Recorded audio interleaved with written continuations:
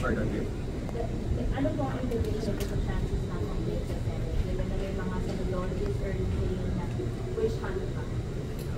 It affects the people's perception of how the case will go about and how the trial will proceed.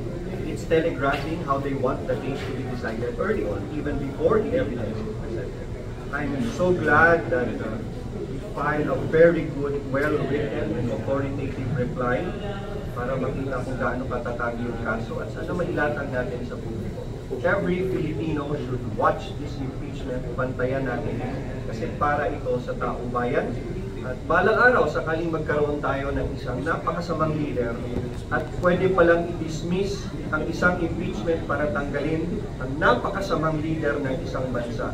Hindi pwedeng mangyari yon kung ganun lang kadali para makaiwas ka ng pagtanggal sa ilalim ng konstitusyon.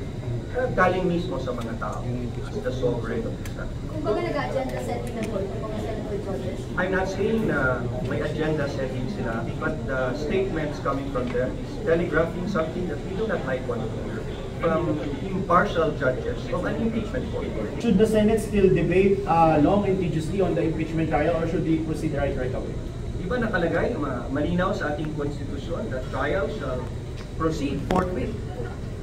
Hindi dapat ni-remand ito, hindi dapat binibigyan ng kondisyon ng Kongreso kung gusto namin ituloy o hindi. Pero titingnan natin hanggat mapapadali ang proseso, sunod kami hanggat maaari.